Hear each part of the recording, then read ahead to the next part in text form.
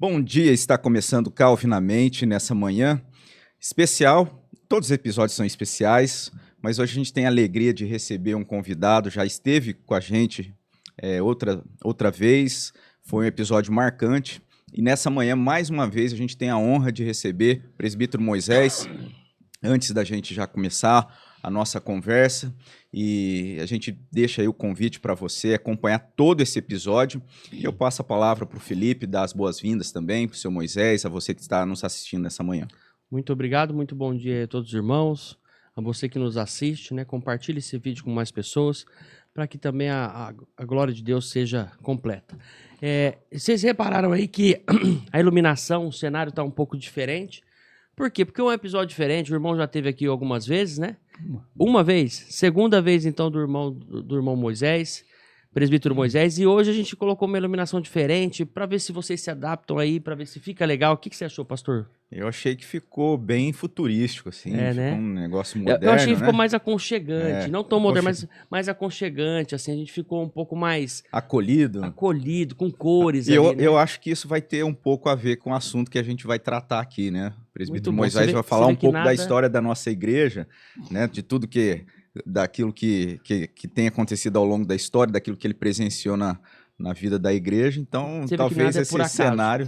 né? Com certeza. Aí vem de novo essa situação que tudo já é, né, escrito por Deus. Mas é uma honra muito grande estar aqui, meu irmão. Sabe o apreço que eu tenho por ti, né, por todo o teu caminho aí, pela tua família, toda essa história que o senhor tem dentro da nossa igreja. Então, eu fico até emocionado às vezes quando eu vou falar com o senhor, eu fico até meio assim, falo, não, é melhor eu não falar, é melhor eu ficar aqui em paz. É uma referência pra gente, né? Porque pra mim é uma honra muito grande. Muito obrigado por o senhor estar aqui. Eu que agradeço, viu, Felipe, porque a oportunidade que vocês estão me dando, ela é muito importante pelo seguinte: eu sou uma pessoa muito ligada à igreja. Eu estou na ata de organização da igreja, como uma criança de 1 ano, 4 meses e 4 dias. Foi quando foi organizada a nossa igreja, né? Então, toda a minha família está lá, arrolada como membros, né? E eu fui arrolado, evidentemente, como membro menor, não comungante. Então, eu estou ligado muito a essa igreja desde a minha infância. Fiquei fora durante um período de 14 anos que eu morei em Araraquara, fui embora daqui com 7 anos e voltei com 14, 15 anos. Eu voltei com 22. Então, como a minha história está muito presa à igreja, é uma alegria eu vir aqui poder falar um pouquinho da sua história, não é? E eu escolho esse tema por uma razão muito simples.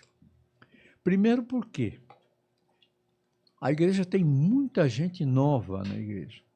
E eu acho que é muito importante, quando você se filia a uma igreja, você conhecer um pouco da história dela. Sim. E é isso que eu pretendo fazer. A outra vez que eu vim foi sobre isso também. Mas hoje eu vou falar sobre um período muito restrito, porque é um período que teve uma influência muito grande na minha vida. Olha. Não é? Então, é um período que vai desde 1956, mais ou menos, até 60. Até janeiro de 60, até 31. É um curto espaço, né? Faz um bom tempo isso, mas é um curto espaço, né, irmão? Exatamente. E então, é um tempo que a igreja tinha 20 anos, praticamente, de organização. Isso, a IPB, né? A nossa igreja. A nossa igreja. É. Porque ela é de 37, né? Então 58, 21 anos. 20, porque eu cheguei no começo. Eu cheguei aqui logo no início de janeiro. Eu vim de Araraquara e vim fazer a faculdade. Então eu vim para cá em janeiro. E eu comecei a frequentar a igreja a partir de março, porque eu fui morar na casa da Dona Luísa, que se tornou minha sogra, né? E ela era membro da igreja, a família, a Marinês, que acabou sendo minha namorada e depois minha noiva e minha esposa, até hoje, graças a Deus, ela já era professa, ela tinha 15 anos. Então, eu comecei a frequentar a igreja. Mas como eu cheguei em Rio Preto? Eu cheguei completamente no mundo. Eu estava, porque embora eu tenha recebido, desde que nasci, vamos dizer assim, uma educação cristã, dentro de casa e na igreja, quando eu entrei ali em Araraquara já, na adolescência, eu saí. Então eu não fiz profissão de fé, não fiz nada. E eu vim nessa condição, de um moço do mundo, para Rio Preto. Aí eu comecei a frequentar a partir de março a igreja. Isso março de 58. 58. E foi exatamente no dia 22 de dezembro desse ano, de 1958, que eu professei minha fé. Quer dizer, eu fiquei o ano inteiro frequentando, ouvindo muito as pregações do pastor da época, que era o reverendo João Feliciano Pires. Esse homem teve uma influência muito grande na minha vida, não é? Eu até me emociono quando eu lembro desse período e quando eu lembro dessa pessoa. Por quê? O reverendo João Feliciano Pires, ele era um homem, um pastor assim, evangelista. Era um homem, era um evangelista de mão cheia. E ele pregava as mensagens dele, praticamente todas evangelísticas, né? E eu fui ouvindo durante o ano todo aquelas mensagens e tal, e ele pregava com muita veemência, né? Então, eu saía da igreja, às vezes, pensativo, pensando um pouco na minha vida, pensando naquilo que eu tinha ouvido, e Deus foi agindo. Deus foi agindo quando chegou no fim do ano, quando iam preparar as pessoas para fazer profissão de fé, eu me prontifiquei, decidi fazer, né? Coisa que eu não tinha decidido em Araraquara nenhuma vez. Inclusive lá, eu cheguei a fazer um ano, um determinado ano, eu não sei, tinha uns 18, 19 anos talvez, a classe de novos membros, que chamavam na época de catecúmenos, né? E o que aconteceu? Eu fui assistir todas as aulas com o reverendo Mário Cerqueira Leite. Chegou no fim, quando ele falou, bom, agora terminou, então vamos, vocês estão preparados, né? Eu falei, eu não vou fazer. Isso lá em Araraquara. Eu não vou fazer, mas por quê? Eu não estou preparado para isso. São Moisés, essa passagem em Araraquara, o senhor frequentava a igreja antes desse período mesmo de fazer a classe de catecúmenos? O senhor ia esporadicamente? Como é que... Era assim, até mais ou menos os 13, 14 anos, eu ia à escola dominical e, às vezes, ao culto. Porque minha mãe, meu pai me levavam. Não é? Quando eu cheguei ali por volta dos 15, eu não quis mais. Aí eu me afastei. Então, o que acontecia? Às vezes, a minha mãe fazia isso comigo. Vinha um pastor convidado para fazer uma série de conferências, era muito comum na época. Sim. E ela chegava com convite e me entregava na mão. Eu olhava, às vezes eu ia, às vezes eu não ia. Entende? Mas ia aí. Eu sempre gostei de ouvir bons oradores, não só, desde criança só assim. Políticos, por exemplo, que eram bons oradores, eu gostava de ouvir. Então, quando eu lia lá, por exemplo, Miguel Riso, eu ia, porque eu sabia que o cara era bom. Ele falava bem. Quando eu lia lá José Borges dos Santos Júnior, eu ia. Mas quando eu não conhecia, eu não ia, não. Né? Mas ia, entrava e saía. Não questionava e também não, nada disso.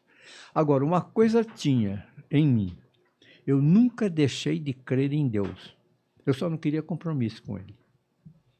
Meus amigos eram todos do mundo, eram todos da escola, lá que eu estudava. Então, eu não tinha amigos na igreja. Então, eu saía com eles. Quando eu vim para cá, eu estava nessa situação. Eu fumava, bebia socialmente. Então... Era aquele ritmo de vida de uma pessoa que está lá no... No mundo, que está no mundo. Então eu cheguei aqui, comecei a igreja, ouvi o reverendo... Esse homem, eu tenho por ele uma... Ele já faleceu. Eu tenho por ele assim uma consideração muito grande, justamente pelo que ele representou na minha vida como pastor, né? Então, esse pastor, João Feliciano Pires, ele pastoreou a igreja aqui de Rio Preto de 28 de janeiro de 54 até 31 de janeiro de 60. Mas esse período de 1 a 31 ele estava de férias. Então, terminou mesmo em 31 de dezembro de 59. Então, 54, 55, 56, 57, 58, 6 anos. Ele ficou aqui. Em 6 anos, eu vou mostrar para vocês o que esse homem fez. Além do que ele fez por mim, né? Para mim. Você lembra de que região que ele era? Não, isso eu não lembro. Eu sei que quando ele saiu daqui, ele foi embora dia 31 de janeiro. Terminou as férias dele e foi assumir em Santa Bárbara do Oeste. Ele foi lá para lá e ficou até o fim do ministério dele, sabe? Lá ele se jubilou, ele ficou por lá mesmo, naquele presbitério. Não sei se era de Rio Claro, se era de Campinas, não sei na época como é que era a coisa lá. Então, foi com ele que eu fiz a profissão de fé no dia 22 de 12 de 58, né? E esse pastor, ele me impressionou por várias razões. Primeiro, por causa das mensagens dele, que ele mexia com a gente. Ele batia fundo, sabe? Se você estava fora, te apanhava. Você percebia que você estava num caminho perigoso, não é? Mas também pelo tipo de pastorado que ele exercia aqui na igreja. Ele era um homem que, vocês vão ver, vou dar alguns dados do ministério dele, ele era um homem que ele estava envolvido inteiramente com o trabalho dele. Ele era não tinha pastor auxiliar naquela época, não tinha nada, era só ele, não é? E era outra coisa que me impressionou aqui em Rio Preto, logo que eu cheguei, que eu vi que ele desenvolvia muito bem isso, era o relacionamento com as duas igrejas evangélicas que tinha aqui na época. Era a primeira EPI, aí a Presbiteriana Independente, e uma igreja batista, que era pequena. E ele, o pastor da igreja Presbiteriana Independente, que era o Dr. Rubens Sinta Tramião, e o pastor da Batista, que eu não me lembro o nome, eles eram muito unidos. E os trabalhos, todo ano tinha um trabalho evangelístico na cidade, e durava uma semana. E as 3 igrejas faziam o trabalho juntas. Então, havia, porque naquele tempo não tinha praticamente igrejas, eram poucas as igrejas evangélicas, não é? Cristãs evangélicas. Não é? Então, o que aconteceu? Eles se uniram. A Independente juntos. Era grande, né? Não era maior que a nossa, mas não era grande como se tornou depois.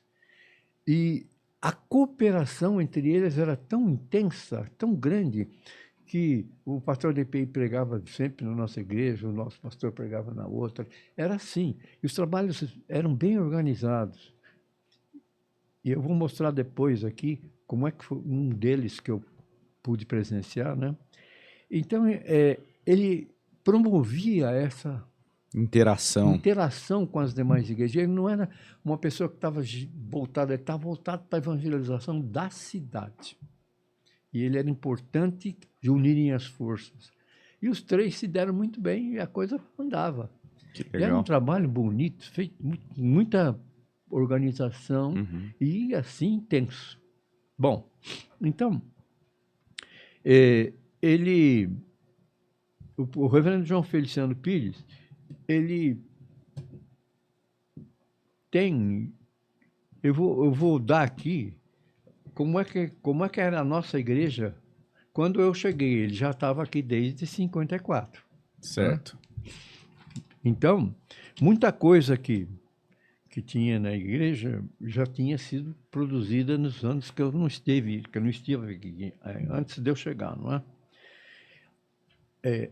A Casa Pastoral, onde hoje é o nosso edifício aqui, né, de administração e ensino, né, e educação cristã, ali era uma casa pastoral. A igreja já tinha o templo, já tinha essa casa pastoral.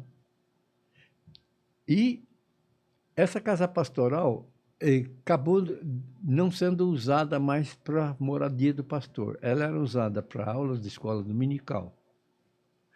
E o pastor tinha lá o seu escritório. Então, o que aconteceu? Chegou na cidade um americano chamado Noble Crawford. Ele criou, para que funcionar aqui em Rio Preto, um Instituto Bíblico Interdenominacional. E solicitou ao conselho se poderia usar aquelas salas no período da noite e nos dias que não tem trabalho, porque lá só funcionava na escola dominical mesmo, e o pastor que ficava lá durante o dia no escritório. E o conselho cedeu. Ele poderia usar todas as noites que fossem necessárias. Né? Esse americano era um missionário? Ele era um missionário, e o trabalho dele, embora eu não tenho certeza, mas eu acho que ele era de origem batista. Uhum. Mas o tipo de trabalho que ele fazia nesse Instituto Bíblico era preparar líderes leigos para qualquer igreja, dando fundamentos bíblicos, etc. Tinha várias matérias naquele instituto. Né? E resultado, funcionou bem, em plena harmonia, nunca teve problema, não é? Então, inclusive ajudou até, pessoas da própria igreja fizeram o curso, não é? Para melhorar, para dar aula melhor na escola dominical, para conhecer melhor, enfim, a Bíblia, né? Tinha várias disciplinas que eles estudavam. E ele também, né? Além desse Instituto Bíblico, não é, interdenominacional, ele tinha um ponto de pregação na Vila Maceno. E esse ponto de pregação, durante o período em que ele foi pastor da igreja, transformou aquilo em congregação e, antes dele sair, transformou em igreja? Na segunda igreja lá. Olha só. Você vê como é que era a coisa, não é? Num período aí de quê?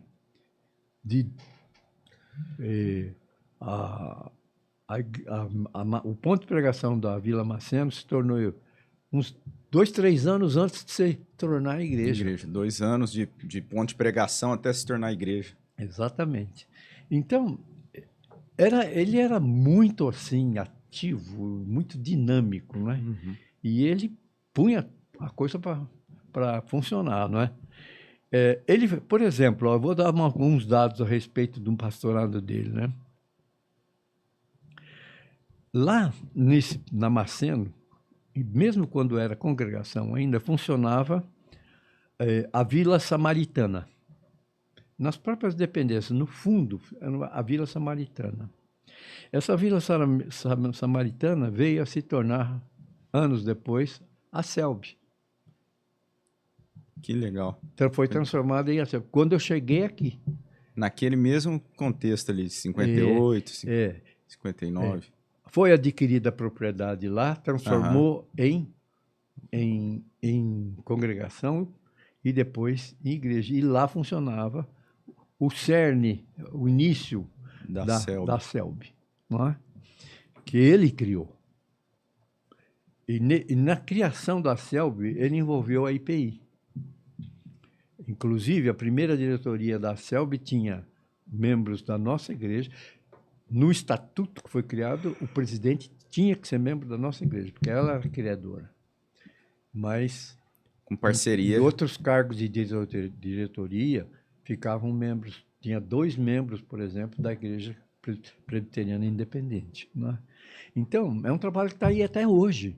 Tá. E muito forte, graças a Deus. Né? Graças a Deus. Né? Então, para vocês verem como é que a visão de pastorado dele era muito... Não ficava restrita aqui ao templo, ao que é que a gente faz no templo. Era uma visão ampla. Ele via as coisas, tá bom, lá vamos... Quando ele viu que chegou um número, vamos transformar isso em congregação, o trabalho foi continuando e logo depois, em 2, 3 anos depois, se transformar em Meu- igreja. Meu irmão, você vê que isso é coisa de Deus mesmo, né? Era para acontecer assim, mas como ele fazia? Ele envolvia pessoas Sim, em todo o ministério ali, tudo que ia acontecer na igreja, para se fortalecer, tem que, eu acho que a única tem. forma é. Ele envolvia pessoas. Só que tem um detalhe, a liderança sempre foi dele. Ele sempre estava junto e à frente. Entende? Uhum. Essa é um ponto que eu coloco na minha visão de uma liderança efetiva. Se você vai liderar alguma coisa, em primeiro lugar, você tem que ser o primeiro a estar presente, você tem que ser o primeiro a trabalhar, e você tem que ser o primeiro a convocar pessoas para ajudar. Mas você não pode simplesmente liderar estando ausente. Fica difícil. Faz Fica sentido. difícil, não é? Então, ele era assim, era uma pessoa assim, eu não sei. Eu fico impressionado pelo seguinte, às vezes eu saía da faculdade, eu passava pela praça e via ele, o ponto de ônibus de Rio Preto para sair para os bairros, ou era bem ali na praça A ali praça, que né? tem perto para baixo, para cá da Igreja Católica, né? Era ali. Eu via ele com o terninho de linho branco dele e gravata, aquele calor de Rio Preto, pegando o ônibus para sair para fazer visita. Ele não tinha carro, não. Não tinha carro nisso, não tinha carro, era tudo de ônibus. Tudo feito de ônibus. Agora, você vai ver o que quando eu der os dados do que era a igreja na época, vocês vão ver, esse homem passava por todo lugar que tinha congregação, ponto de pregação. Ele passava dentro de um período, porque eram muitos, ele passava dentro do possível, ele passava por todos. Repassava. Ele passava por todos. Repassava depois. Depois, não. E era acompanhando, assim. né? Acompanhando o trabalho. Sim. Ia ali. Então, era uma coisa. Por isso é que eu digo. A influência dele na minha. Eu, quando via tudo isso, eu falava: caramba, como é que esse homem consegue? É por Deus. É por Deus. Somente por Deus. E aquilo foi me marcando, sabe? Aquilo foi. Puxa vida, que dedicação, que coisa. E ele tinha uma família grande. Ele tinha uns 5, 6 filhos. E vou dar uma ideia de um trabalho que aconteceu em 57, antes de eu chegar. Ele realizou um magnífico movimento evangelístico, isso eu tirei de ata, que teve grande repercussão na cidade e na região. Está na ata. Tudo isso aqui é tudo de ata. Os temas que foram tratados nesse grande movimento foram Bíblias falsas, era um tema. Outro tema, é certa adoração de imagens? Outro tema. Quem é a pedra fundamental da igreja? Outro tema. Olha só os temas. É bem provocativo mesmo, voltado ali E para. era em praça pública ou em lugar ou em recintos alugados, que não cabia para onde coubesse. As igrejas eram pequenas. Então, tinha que alugar, porque Um só o pessoal que ginásio, ia alguma das coisa assim. igrejas. Eram lugares amplos, não é? Salões grandes. Então, quer ver mais? Existe purgatório? Olha os temas. A missa é o atual sacerdócio? É o atual sacerdócio? Então, e para esses temas todos, eles convidavam pastores que vinha da Batista, tinha se não me engano, ele era deputado federal, acho que ele era. Eu não sei se era federal, porque tinha 2 que meu pai votava toda eleição. Um para deputado federal e outro para estadual. Um era o doutor Osni Silveira. Eu não lembro se ele era federal. Eu sei que um era batista e outro era presbiteriano. Então vinha aqui, ele pregava. Lá. Volta e meia estava em Rio Preto pregando. E ele ajudava, inclusive, a igreja com verbas, sabe? E esses temas eram justamente por quê? Para evangelizar católico. Era focado, né? Porque a cidade era dominada, estava cheia de igreja católica, né? Era uma extensa maioria, né? É interessante que é uma visão clara daquele propósito, né? Então tinha uma visão clara do que precisava ser combatido, né? Onde que ele estava Onde ali estava o atacando. problema. É. Né? São temas hoje. Você vai fazer isso em praça pública hoje, você vê que é difícil hoje. Imagina naquele tempo. É. Né? Então, olha só, vou continuar. As conferências foram transmitidas pela PRB8, pela rádio era a emissora chave aqui de Rio Preto. Eu acho que só tinha ela, não lembro de outra na época. Né? E ainda, nessa semana, foi realizada a segunda exposição de Bíblias. Sabe onde? No prédio recentemente construído da Galeria Bacite. Aquela parte de baixo ali foi oferecida a eles para fazer uma exposição de Bíblias. Né? Que legal. Então, no final de 1957, a igreja tinha... É só a Galeria Bacite, para quem se inteirar, é na esquina da Bernardino com a Marechal ali, né? Isso, é aquele prédio ali, né? Aquilo devia ser, na época, se era novo, devia ser um prédio, assim, Quando eu cheguei em Rio sofisticado, Preto, né? era o prédio... Referência da É cidade. aquele que é redondo, assim, por dentro? Isso, é Sim. ele, aquele lá. Bom, Até hoje eu acho que é uma arquitetura É diferenciada. diferente né? ali. A Clara entrou outro dia ali e falou, nossa, pai, que legal aqui. Muita gente não conhece, né? É Muita verdade. gente não... realmente, toda aquela parte de baixo ali foi usada para fazer esse trabalho. No final daquele ano, antes de eu chegar, que é a igreja que eu peguei, que eu cheguei em comecinho de 58, ela tinha 3 congregações, ela tinha 9 pontos de pregação.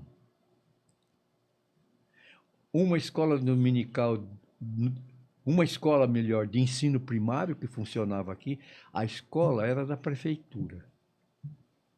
A prefeitura é que pagava os professores, a igreja cedia as dependências e colocava professoras crentes para dar aula. Então tinha gente daqui, acho que tinha gente da IPI ou da Batista, não sei, eu não lembro, porque foi antes, eu não lembro. E acontecia lá na igreja. Era duas pessoas que talvez o Robson lembre, o Felipe não vai conhecer porque já faleceram.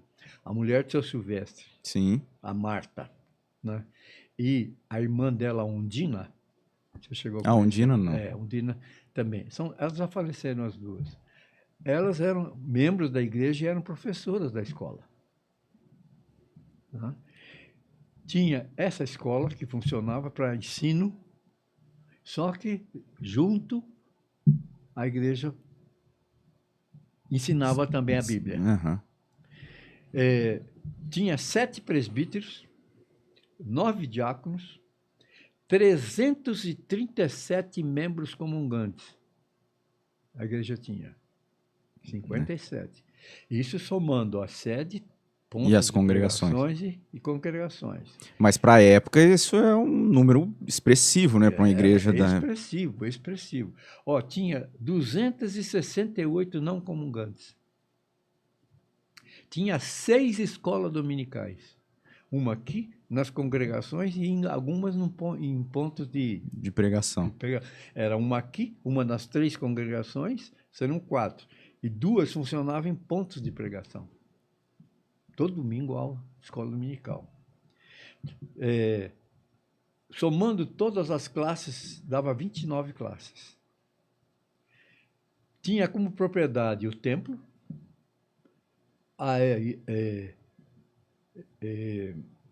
lá a assistência social do lar, que virou a CELB, né? 2 lotes no Parque Industrial que tinha comprado, 2 lotes um ao lado do outro. Até nós começamos um trabalho lá uma época. E um lote em Bálsamo. Agora, sobre esse lote de Bálsamo, eu vou contar que é só para vocês terem uma ideia da integração que havia entre a nossa igreja e especialmente a IPI, a Presbiteriana Independente. Em Bálsamo, próximo a Bálsamo, tinha um presbítero da Igreja Presbiteriana Independente, chamado Seu João. Ele tinha uma fazenda. É bem próximo de Bálsamo. E a nossa igreja fazia... Não era EPI, não. A nossa igreja fazia o trabalho lá. E o que ele fez? Ele comprou um lote na cidade e doou para a nossa igreja. Um presbítero da IPI comprando um lote na cidade de Bálsamo para construir um salão, para ter o trabalho na cidade, para poder ir mais gente. Porque na fazenda ficava restrito só os homens que trabalhavam, as pessoas que trabalhavam para ele. Né? Aham. Ele doou, ele comprou e deu. Que coisa impressionante, né? Então, E esse trabalho lá em Bálsamo, ela se eu tornou, cheguei chegou, a pregar lá. foi um ponto de pregação, ela chegou a se tornar congregação, assim. Chegou. Eu cheguei a pregar lá porque quando eu entrei na igreja, né, logo já me puseram como professor da classe de adolescentes. Logo que eu fiz a profissão de fé, no ano seguinte já me deram uma classe. O senhor estava na faculdade essa época, estudando, né? Fazendo o segundo ano da faculdade, eu comecei a lecionar aqui, na igreja. E não parei mais. Né? Até hoje estou aí. Professor. Dando umas aulinhas aí, né? Isso aí. Então, o que acontece? Eles viram que o jeitão meu lá podia dar para ajudar no trabalho, né? E uma vez, à noite, num domingo à noite, eu fui pregar em Bálsamo. E você sabe como é que eu tinha que fazer para ir lá? Eu tinha que ir, né? Tinha um trem que passava aqui por Rio Preto e depois ia lá para... Mirassol. Bora lá para lá e passava por Bálsamo. Aham. Né? E eu pegava esse trem ali por volta de 6 horas da tarde, eu peguei ele, fui até lá, descia na estação e depois ia lá para o local pregava. Na volta, eu vinha um outro trem que eu pegava, numa estação no escuro, porque não tinha luz, não tinha ninguém lá, só eu. Pegar o trem e vim embora, descer na estação e ir para casa a pé. Entende? Porque passageiro vinha da cidade mais distante, né, para fazer esse trajeto. Então, você vê como é que era o trabalho. Né? Eu até entrei nisso aí, porque eu achei interessante, porque eu nunca mais me esqueci, que experiência diferente, né? Mas... E foi a primeira vez que o senhor pregou no culto lá? Assim, foi, deve ter sido.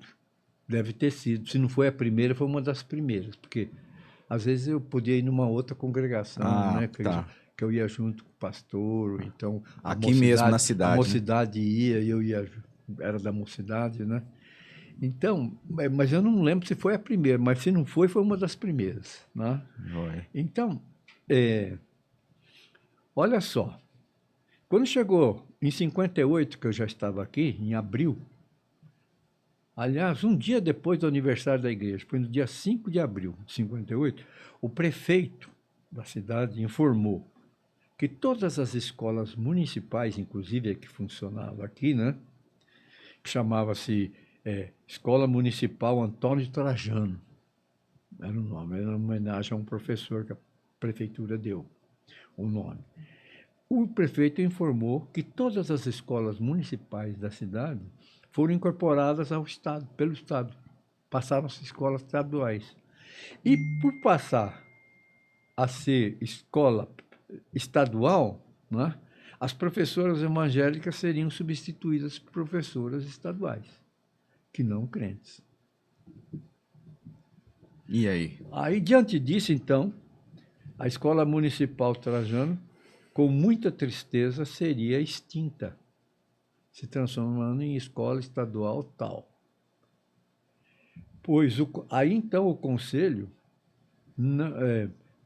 não quis aceitar que pessoas não evangélicas viessem ministrar aula. Então, aí, o Conselho retirou-se, não continuaria com a escola aqui. Uma posição firme, né? Que exigiu do Conselho aí uma maturidade, né? E isso é muito interessante porque mostra como às vezes, né, a interferência externa na igreja é prejudicial. Uhum. Né?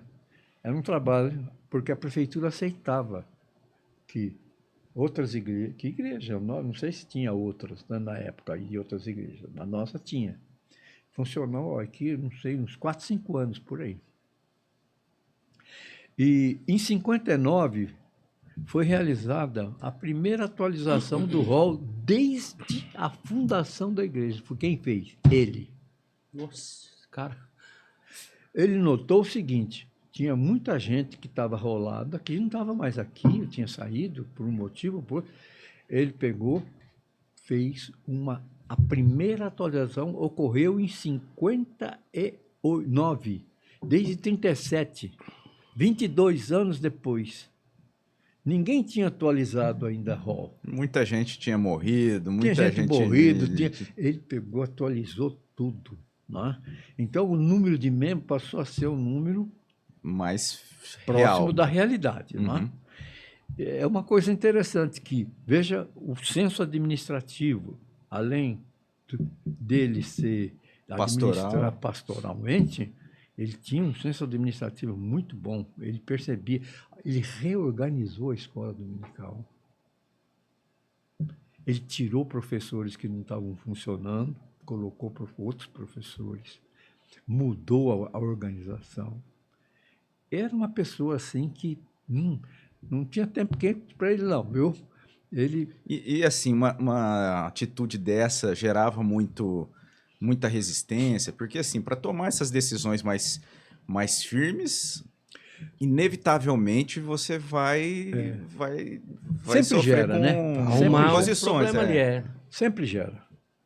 Como Se é que fizer ele... isso hoje, vai gerar. Aham. Ah, hoje não. Gera. Hoje é tranquilo. Gera. Tem pessoas que elas se apegam de tal maneira a um tipo de trabalho, não é? Que se tirar dela, ela vai ficar sentida, magoada. É. Mas às vezes é necessário. Ele não tinha problema para ele isso. Ele fazia o que precisava ser feito. Que legal. Ele fazia o que precisava ser Não, feito. isso é maravilhoso, porque... Não, é um senso de valor muito fixo, né? Muito Não, firme. e mais pra frente, acho que a pessoa acaba entendendo se ela for cristã de verdade. Sim. Sem dúvida. Não é? Sem dúvida. Isso é natural. A gente tem que entender que nada é nosso. Somos governantes das coisas de Deus. Exatamente. Porque a partir do momento que falou uma coisa muito importante, você falou agora. A partir do momento que a gente entende, compreende que o trabalho não é nosso, é do Senhor, que simplesmente nós somos instrumentos que Ele usa para fazer o trabalho, a partir do momento que você chega a essa concepção, você aceita. Você fala, não, tudo bem. Agora, a partir do momento que você acha que o trabalho é seu, que você é que dirige aquilo, que comanda aquilo que você faz e desfaz como você quer, vai dar problema. Vai. Aham. Porque o ser humano é isso aí. Experiências desse tipo a gente teve aqui na igreja ao longo do tempo. Por exemplo, teve uma pessoa aqui na igreja, uma senhora, que lecionou muitos anos, mas nem sei, décadas, no departamento infantil. Mas a situação dela era complicada, porque ela parou no tempo. Ela não cresceu, porque ela não era professora. Uhum. Então, os métodos vão mudando, né? Você vai enriquecendo mais, por exemplo, material pedagógico.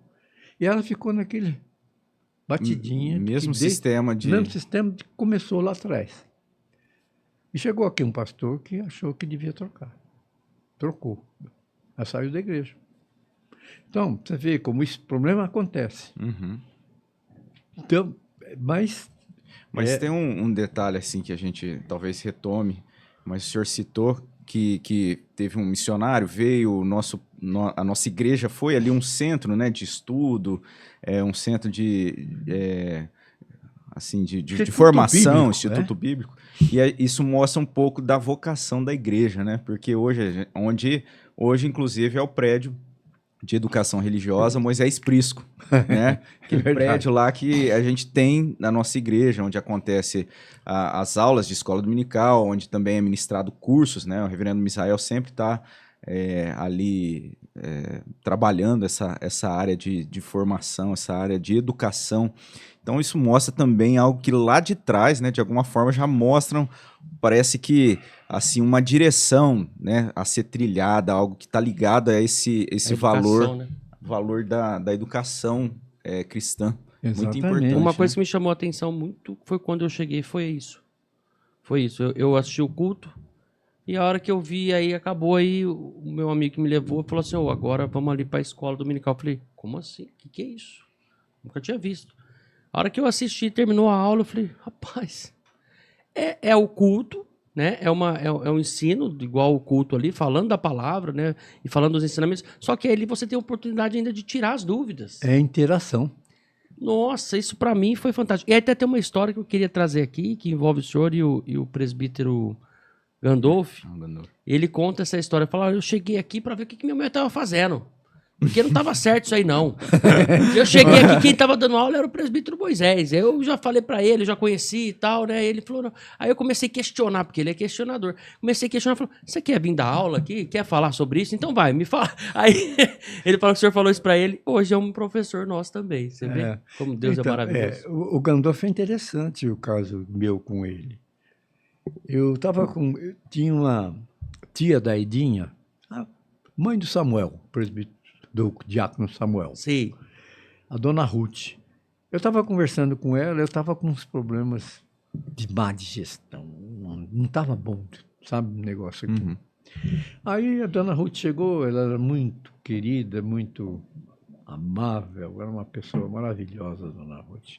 Ela chegou para mim e falou, Moisés, como é que você está? Aí, um término de um trabalho aqui. Falei, dona Ruth, eu não ando bem não, estou assim, tudo me embrulhado. Ela falou, por que você não vai no Maridedinha? Chama o doutor Gandolf, ele é especialista nisso aí.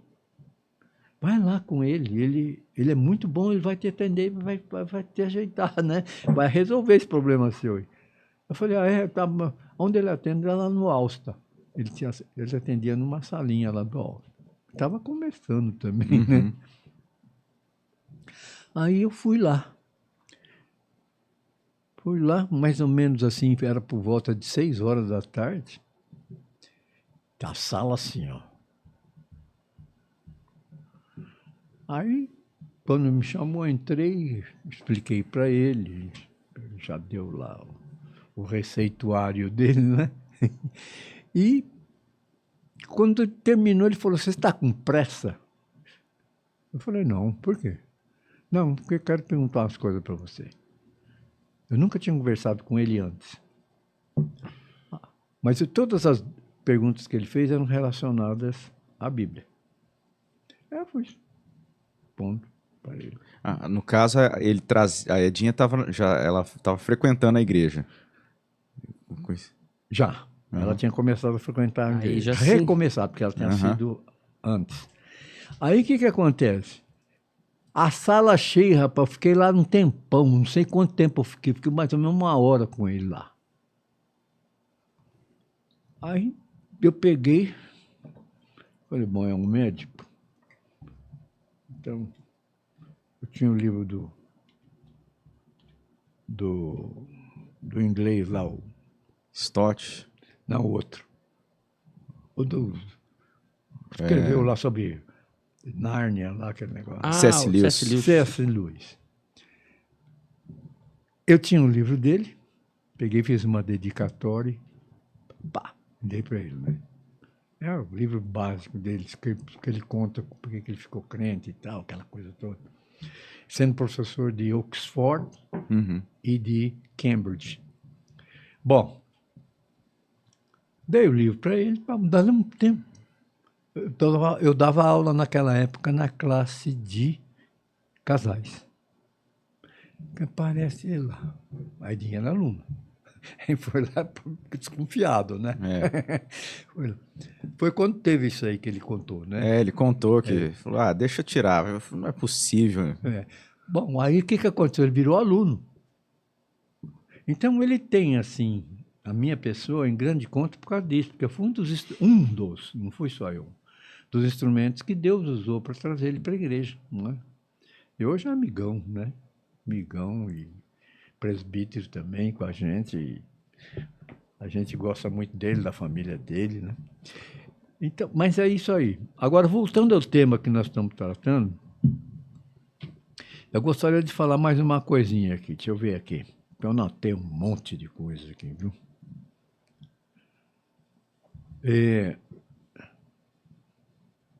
De 9 de setembro, vou dar de 9 a 16, de setembro não, de agosto, de 59, foi a comemoração do centenário da Igreja Presbiteriana do Brasil. Fazia 100 anos que tinha chegado o nosso missionário Simonton aqui, né? Nessa semana, então, foi comemorada, né, a chegada, o centenário da IPB. Né? E registrou-se nesse ano um considerável crescimento do trabalho no ponto de pregação da Vila Diniz. Você veja bem. Ponto de pregação que já Maceno, segunda, da Diniz agora. Diniz. Começou na casa do avô da Ana Márcia. Começou num lar, começou numa casa. Depois aí comprou um lugar, depois construiu e né, foi embora. Né? Se tornou a Igreja Diniz. Né? Então, veja bem, outra coisa, hein? E nessa época com o pastorado dele. Uhum. Então, registrou-se nesse um considerável crescimento do trabalho de ponto de pregação da Vila Diniz, que passou a exigir lugar maior para a realização dos trabalhos. O Conselho, então, resolveu adquirir um terreno na Vila Diniz e comprou um terreno de 23 metros de frente por 40 metros de fundo. É onde é hoje. É onde é hoje. O preço foi 150 mil cruzeiros. E já iniciar a construção. Ele fez tudo, rapaz. Porque a arrecadação da igreja... Né? Mas ele trabalhava para... Sabe o que ele fazia? Presbítero, separava de 2 em 2, falava, vocês vão visitar. O presbítero pegava o bairro dele ou o próximo dele, mais próximo dele. Você vai visitar essa dupla tinha que visitar os membros que faziam... Os membros desse bairro, dessa região, para saber várias coisas. Entre elas, saber como está a sua contribuição com a igreja. Entende? Da família. Isso é um detalhe, né, Sr. Moisés? Às vezes a gente fala assim, e a gente tem um cuidado, eu acho que é válido, a gente, né, ainda mais depois de todo o histórico que a gente, na Igreja Evangélica do Brasil, né, a direção que foi tomada, tantos problemas que teve relacionado a essa questão financeira, mas é algo importante de ser considerado, porque reflete a saúde, né, também espiritual, a vida da contribuição, né? Se aquela família ela está ali tendo problema, isso é um reflexo também da vida cristã. Não, porque veja bem, ele inclusive dava as perguntas que deviam ser feitas. Pode falar. Se tiver que terminar. Não, pode falar, pode falar. Ele dava as perguntas que tinham que ser feitas em todas as casas. Ele dava as perguntas. Vocês vão fazer tais perguntas. Eu tinha até anotado no histórico da igreja que eu estou fazendo as perguntas que ele punha. E então, o resultado é esse. Eles tinham que fazer um levantamento da vida espiritual da família, fazer um levantamento da participação da família na obra, no trabalho da igreja e o tipo de contribuição que eles estariam dando para o trabalho. Contribuição aspecto, de estar envolvida. Dízimo, oferta, essas coisas. Então, presbítero tinha que ir lá e depois trazer um relatório na reunião do conselho. Cara. E era relatório mesmo, assim, Não. burocrático mesmo, assim, Não, escrito. se o cara não apresentava relatório, sinal que ele não fez as visitas, entende? Então tinha que apresentar relatório, para que tenha uma ideia Coisa, do hein? todo, de tudo que estava acontecendo. Assim, um pensamento de gestão diferente mesmo para a igreja. Eu acho que, não sei, daquela época já devia ser algo Sim, novo, porque diferente. com tanto, você veja bem, pá, um trabalho estourando aqui, outro trabalho lá precisava disso. Ó, comprou o terreno, tinha que iniciar a construção, porque não está cabendo o povo lá.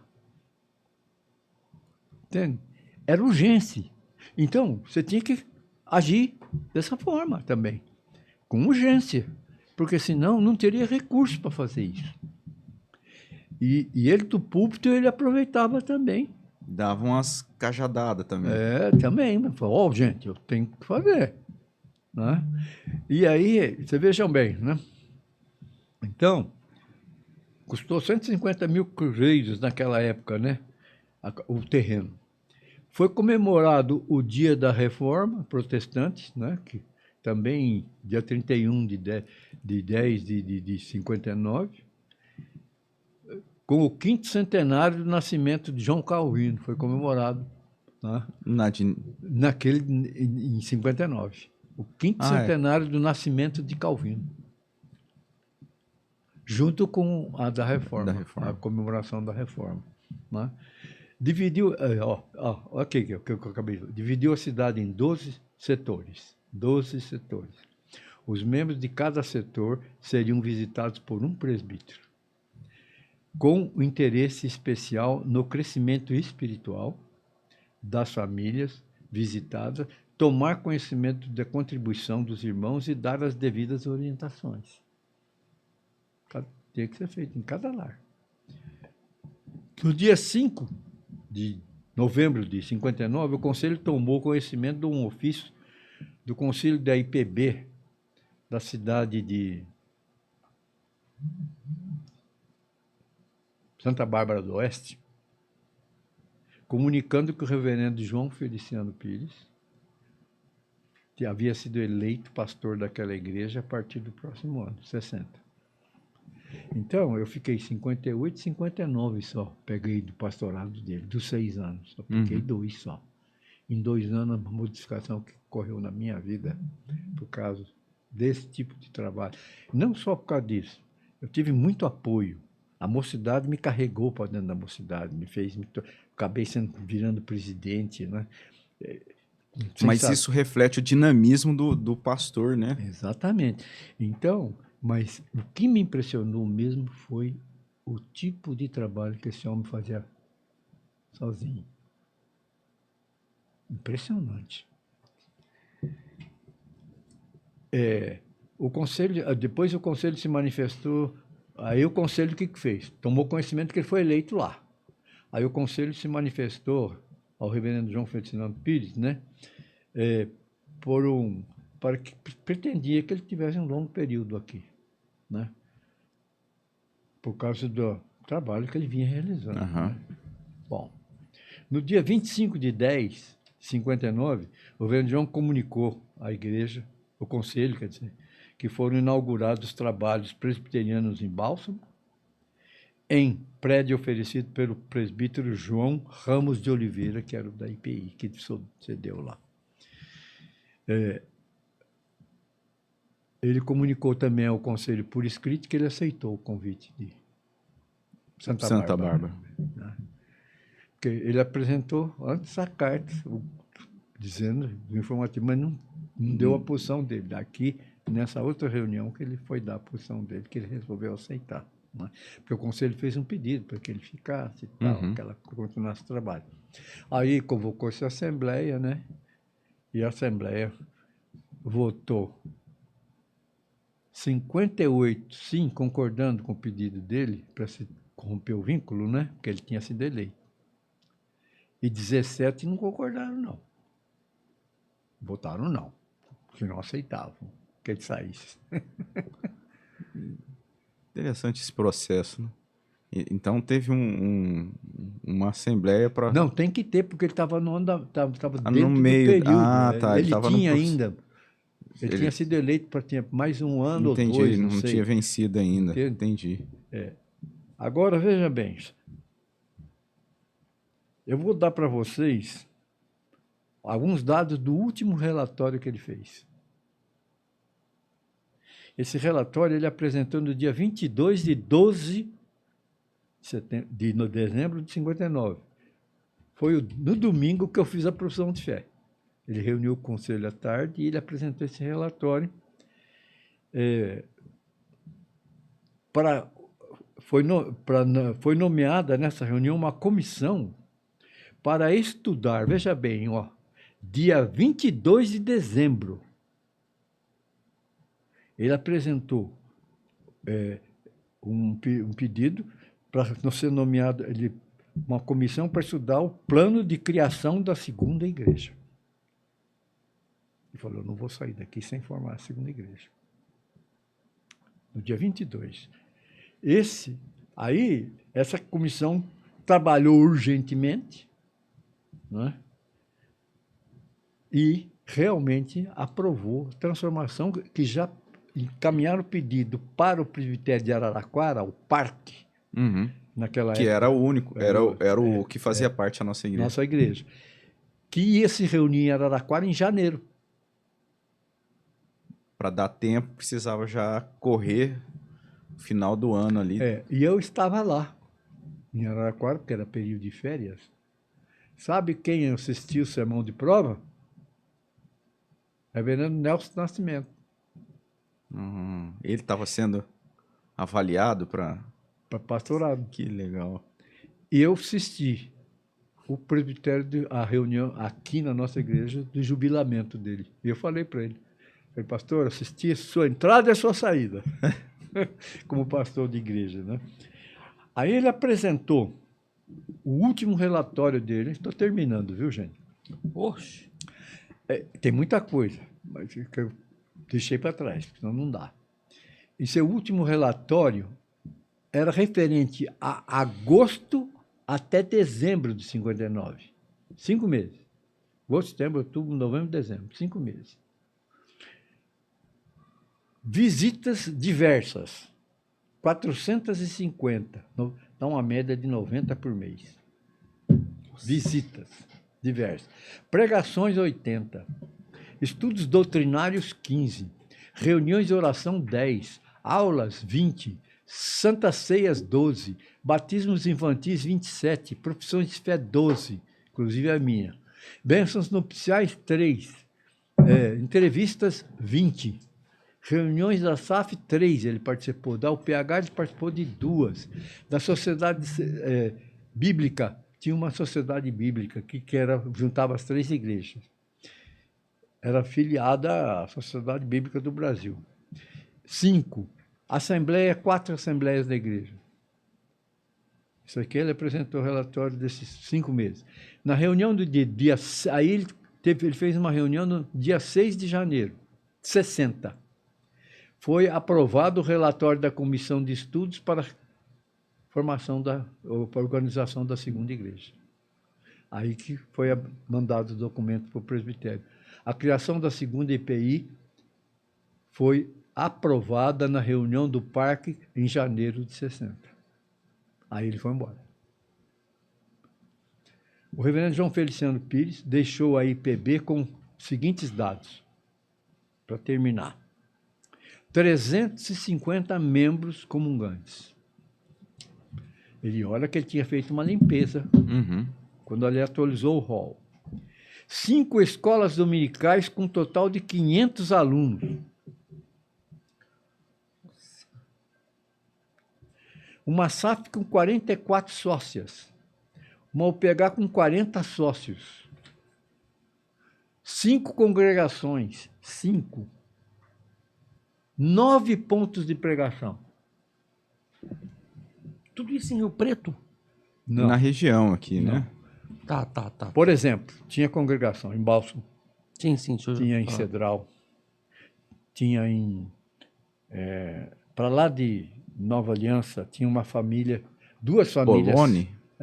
A família dos Metralha, lá da Vila Toninho, lá a mocidade chamava os irmãos Metralha. Neves? Não. Poloni, Neves. Não, tinha Macaubal, tinha aqui em Badibacite, tinha em Mendonça, tinha em Planalto. Esse cara passava por todos esses lugares. E ele trazia relatórios. Você vê os relatórios dele, os anteriores, ele falava, estive em tal lugar, tal, batizei tantas crianças, fiz tantas profissões de fé. Fazendas, tinha fazendas, muitos pontos de pregações eram em fazendas. Então, resultado. A gente falando 500 pessoas numa população que da época devia gerar 250 mil pessoas. Hoje? Quanto tem hoje? Hoje 500. 500. 500. Aqui na sede. E congregação. Né? Então, você veja bem, ele passava por tudo isso aí, ele apresentava nos relatórios. Estive na congregação tal, estive no ponto de pregação tal. E pegava um ônibus aqui, esses ônibus ia para Caubal, ia para Cedral, ia para tantas cidadezinhas aqui, Badibacite. Ele estava no ônibus e vapt. Ele ia lá, passava o dia lá, e pregava à noite e vinha embora. Não tinha carro, não tinha nada. Então, por isso que eu digo, é um período da história da igreja extremamente importante, porque a igreja presbiteriana de São José do Rio Preto era uma igreja bem pastoreada e que fazia um trabalho de evangelização não limitado à cidade em si. Havia um convite para ele, às vezes vinha um membro aqui e falava, você não pode ir lá pregar em tal lugar? Ele abriu um ponto de pregação lá naquele lugar. Entende? Vocês convidam o pessoal e que eu venho aí dia tal. E aí ele passava aí periodicamente lá. E a família que ficava responsável pelos trabalhos nos dias que ele não podia estar, né? Então, realmente, isso aí me marcou. Me marcou porque eu não era nada. Em 2 anos que eu fui pastoreado por ele, eu pude ver tudo isso. E a minha vida mudou completamente. Então, por isso é que eu escolhi esse período, pela influência que ele teve na minha vida, né? E eu creio que a gente ouvir isso, isso de alguma forma também nos chama, né? A gente está se aproximando aí do final do ano, e todo esse período assim que a gente, até no momento agora, o período de advento, a gente lembrando do propósito, né, do nosso Senhor, do nosso Salvador, ter nascido, vindo ao mundo para ali nos dar a salvação. E como isso demonstra a dádiva de Deus, a graça de Deus, o amor de Deus por nós. E a gente pensar próximo ano, para aquilo que a gente... Porque é um período que às vezes a gente fica refletindo, né, naquele ano que passou, em tudo que a gente fez, aquilo que a gente deixou de fazer. Mas eu acho importante a gente pensar, né, ouvir essa história nesse período do ano, para de alguma forma a gente também... reconhecer isso, que o mesmo Deus daquele período é o Deus de hoje, é o Deus que nós servimos, é um Deus que nos chama a fazer, a viver. Né?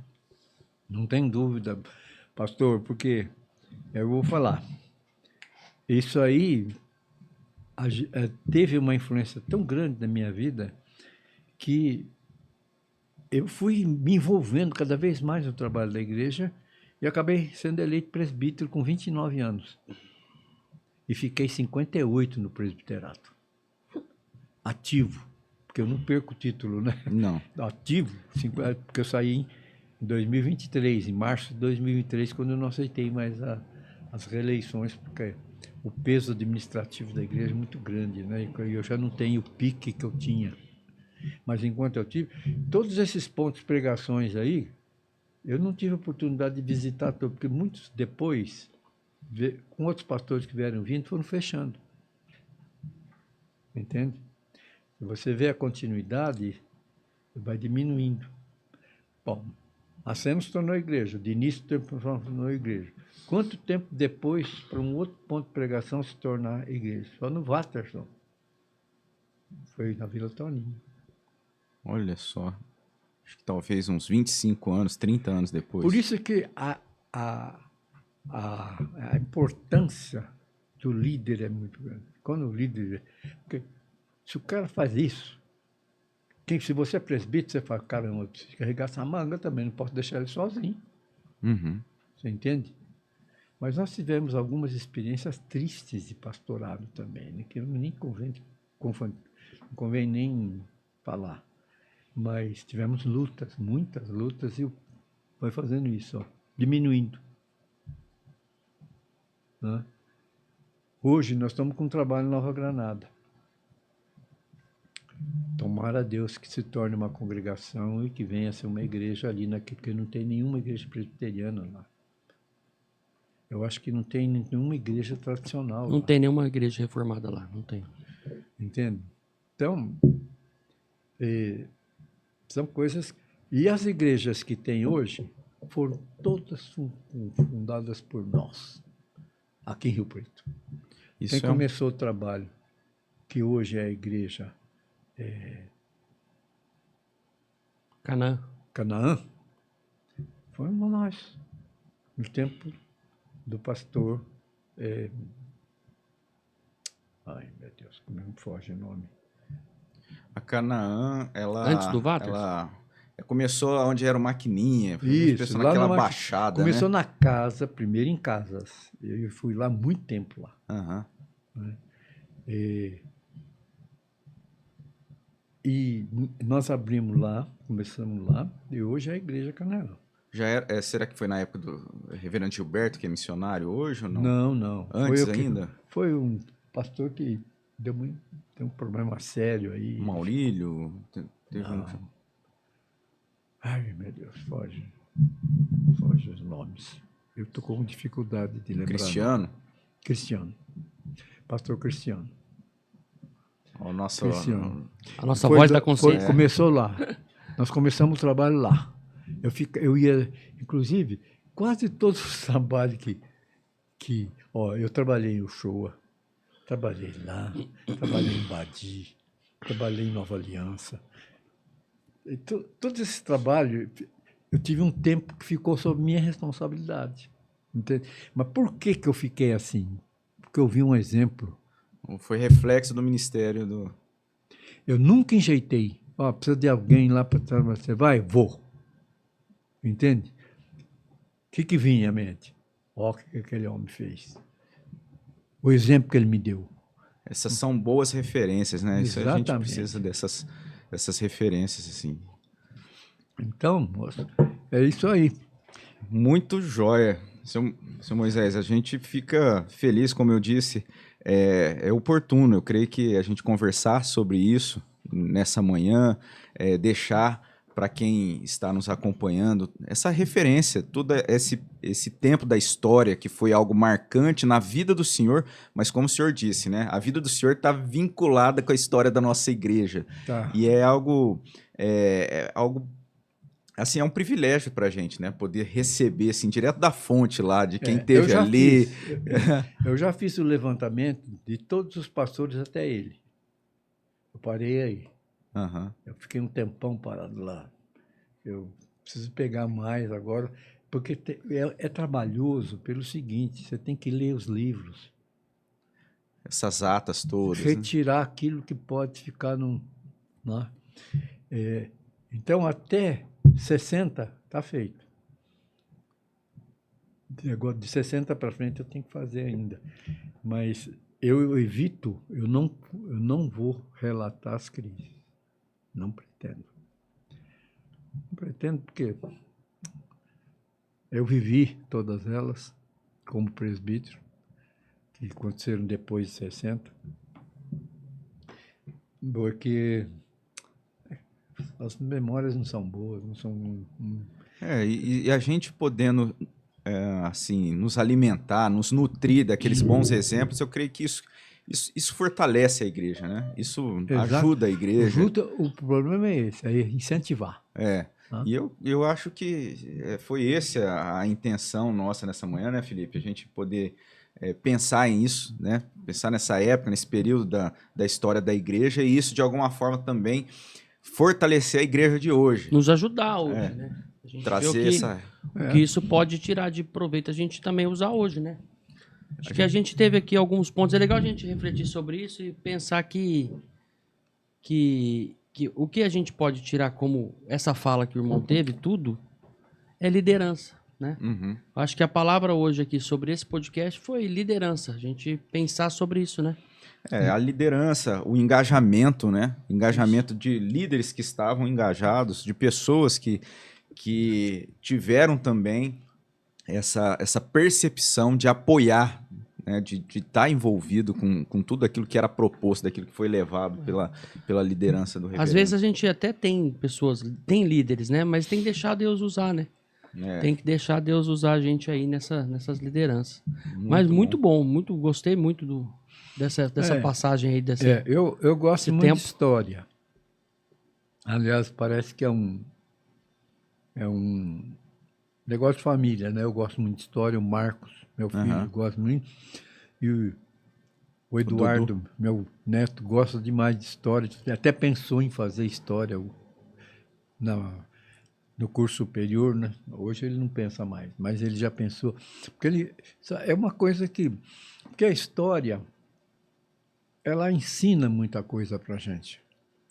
Se é uma história de uma igreja, então, rapaz, aí né? É mais ou menos aquilo que eles dizem, né? Aqueles que não sabem de onde eles vieram, eles também não vão conseguir ter essa noção clara para onde estão indo, né? Exatamente. Então, é muito importante esse olhar retrospectivo, de aprender com os bons exemplos, né? De estar fortalecendo aquilo que precisa ser fortalecido à luz de algo que a gente já viu dando certo, daquilo que a gente viu Deus usando. Então, eu acho é muito bom. Não sei se o senhor tem algo a mais assim que o senhor queira deixar para a gente. A gente sempre termina com uma oração, mas se antes da oração o senhor tiver aí uma última fala, quiser contribuir um pouco mais, algo que deixar aí para o pessoal. Só falar aqueles irmãos da igreja que vão acompanhar o que foi feito aqui hoje, né? Que vão poder presenciar, assistir, para que isso seja assim um estímulo, que a história da igreja ela é feita de lutas. Há momentos na vida da igreja, pelo menos essa é a minha experiência, em que a igreja vai muito bem. E isso coincide sempre com lideranças fortes e boas. E há períodos na vida da igreja em que o inimigo, ele atua mesmo, né? E usando pessoas, às vezes até mesmo pastores. E são períodos dolorosos, difíceis, onde é necessário que a liderança da igreja esteja firme, primeiro na palavra. Segundo, no que a igreja tem como pontos fundamentais para serem desenvolvidos, né? A sua programação, por exemplo, os seus projetos, etc. Então, se não houver uma liderança firme e um engajamento não só da liderança, mas da igreja, porque nada cresce sozinho. Às vezes é possível que um ou outro exerça um papel, mas não é comum. O comum é sempre ter um grupo que funciona, que atua, que está disposto a empregar todas as suas forças, o seu tempo, às vezes até os seus recursos financeiros, para que a sua obra progrida. Entende? Então, o que eu deixo é isso, que na nossa igreja vidas assim sejam despertadas. É. Olhando o exemplo do que aconteceu, um exemplo bom que aconteceu, que foi uma bênção na minha vida, né? Para que outros sejam abençoados e se envolvam na obra. Porque o envolvimento na obra é fundamental. Você não pode ficar sendo um crente que está só frequentando a igreja. Você tem que ser um crente que participa da vida da igreja. E participar da vida da igreja significa se envolver na vida da igreja. É isso que precisa. Uhum. Então, quando uma igreja age dessa maneira, Deus abençoe o trabalho, vai para frente. Que bom. Glória a Deus e que Deus abençoe, que haja esse despertamento. Amém. É um motivo Amém. para a gente orar. E por falar em oração, então a gente convida, senhor nos conduzir numa oração. Pois não. Rapaz, orando agora eu vou falar para vocês. Antes dele orar, esse homem aqui me ensinou a orar. É. Lembra desse dia? Lembro, você me falou. E aí, agora, toda vez que ele vai orar, eu falei, eu já falo, meu Deus, lá vem.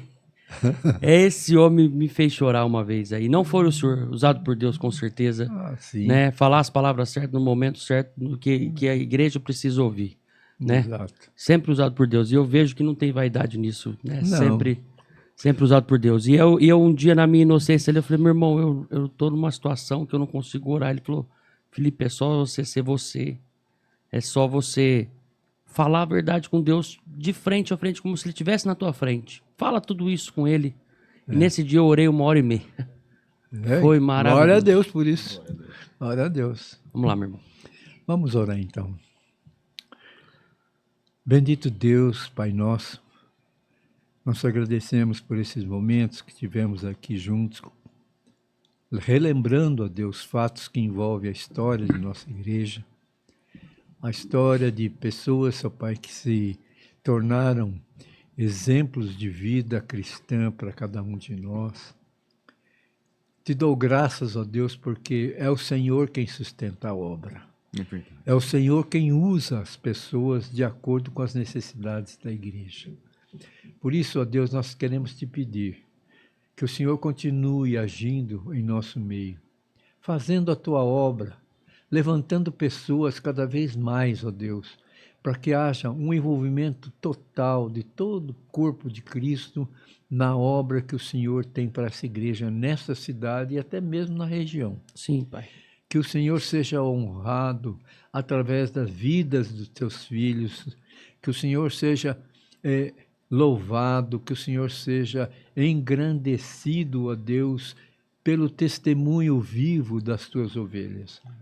Ajuda-nos, ó Deus, nas nossas limitações, porque nós sabemos, ó Deus, que em nós mesmos nós não somos nada, mas guiados, dirigidos e abençoados pelo poder do teu Santo Espírito, ó Deus, nós podemos fazer grandes coisas para o teu reino, ó Deus.